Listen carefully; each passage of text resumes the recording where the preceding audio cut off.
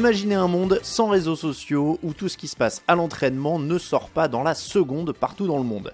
Car c'est presque par hasard que la presse a découvert qu'un joueur NBA a agressé son coach le 1er décembre 1997. Ce jour-là, à la fin d'un entraînement à huis clos, PJ Carlesimo se présente devant les micros et un journaliste remarque des longues coupures sur son cou. « Est-ce que vous vous êtes coupé en vous rasant ce matin ?» plaisante le reporter. « No comment », répond le coach, et voilà le début d'une affaire complètement dingue.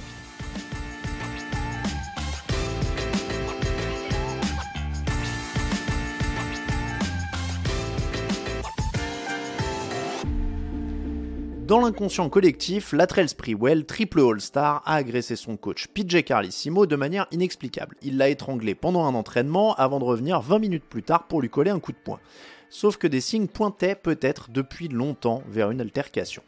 PJ Carlesimo arrive sur le banc des Warriors pendant l'intersaison 1997. S'il a déjà coaché 3 ans en NBA, il est aussi connu pour ses succès dans les rangs universitaires.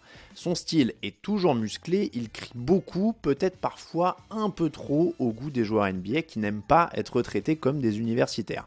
Face à lui, Latrell Sprewell est déjà 3 fois All-Star et déjà bien entraîné au joutes physique à l'entraînement.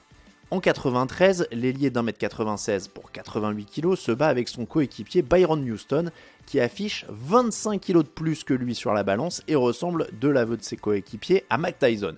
Personne ne l'embêtait, raconte Don Nelson, le coach de l'époque, mais un jour, Spree a frappé Byron 3 fois avant qu'il n'ait le temps de comprendre, tout le monde était surpris. En 1995, c'est Jerome Kersey, toujours un coéquipier, qui se retrouve dans le viseur. Cette fois, Sprewell ne fait pas dans la dentelle, il sort et revient à l'entraînement avec une planche de bois pour s'attaquer à Kersey. Il menace aussi de revenir avec une arme. Le groupe vit bien. Cela ne s'améliore assurément pas avec le début de saison 1997. Le 9 novembre, Sprewell se marre sur le banc pendant un temps mort alors que son équipe se fait démolir par les Lakers. Carlesimo n'apprécie pas et le remplace, le joueur l'insulte et au match suivant, il démarre sur le banc. 3 jours avant leur altercation, Sprewell est mis à l'amende pour avoir manqué l'avion de l'équipe pour un match en Utah. Début décembre, les Warriors sont à une seule victoire pour 13 défaites depuis le début de la saison, la frustration est à son maximum. Tout est en place pour que la cocotte minute explose. Oh man. Anderson wasn't looking for the pass. Golden State capitalizing. Oh, turnover. Sprewell. Something like that sometimes can get it.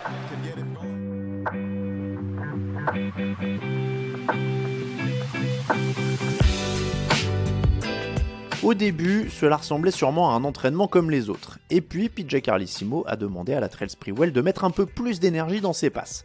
Réponse du joueur, je veux qu'on me laisse tranquille aujourd'hui, ne m'approchez pas. Sauf que le coach s'approche quand même, et tout explose. Sprewell le saisit à la gorge, le pousse en arrière et menace de le tuer. Selon Sports Illustrated, les autres joueurs ne sont pas particulièrement pressés au moment de les séparer, et il faut 10 à 15 secondes pour que les mains du joueur soient retirées du cou de son entraîneur. Fin de l'incident. Même pas, Sprewell va prendre une douche, mais il revient 20 minutes plus tard pour essayer de balancer son poing à la figure de Carlesimo, ce qu'il réussit apparemment à faire une fois. 15 ans plus tard, sur Yes Network, Carlesimo assurait qu'il n'a pas eu peur, puisqu'il y avait du monde autour, mais qu'il a assurément été surpris. Sprewell, lui, ne reverra plus le maillot des Warriors. Si personne en dehors des Warriors n'a vu ce qui s'est passé, l'affaire ne tarde pas à devenir un scandale. Sprewell est d'abord suspendu pour 10 matchs, mais face au bruit médiatique et populaire, les Warriors surenchérissent. 2 jours après la suspension initiale, ils décident tout simplement de résilier le contrat de leur All-Star. Sprewell fait appel à un médiateur et son contrat reste finalement en place. Mais du côté de la NBA, on lui afflige une suspension d'1 an. Finalement, cette suspension est ramenée à 68 matchs, c'est-à-dire toute la fin de la saison 1997-98.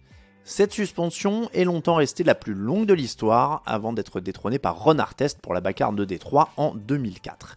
Voilà donc Latrell Sprewell au banc de la NBA. Il publie une lettre d'excuse qu'il adresse à sa famille, aux supporters, mais pas à Carlesimo. Quelques mois plus tard, il minimise même la situation dans l'émission 60 Minutes.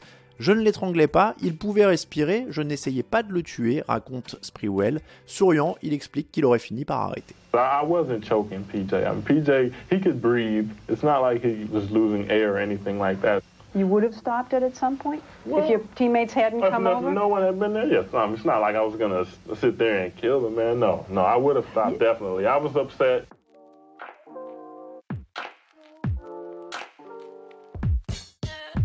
Il faut attendre plus d'1 an et 2 mois pour revoir Latrell Sprewell sur un parquet NBA. En plus de sa suspension, le début de la saison suivante a été retardé par un lockout, une grève. En janvier 1999, il est transféré chez les New York Knicks. À New York, il se refait une santé sportive et même une image. Les fans de la ville l'adorent et il leur rend bien. À la surprise générale, les Knicks atteignent les finales en 1999, mais ils s'inclinent contre les San Antonio Spurs. Au début de la saison suivante, quasiment 2 ans après l'altercation, Sprewell et Carlesimo se retrouvent sur le parquet des Warriors pour un match de saison régulière.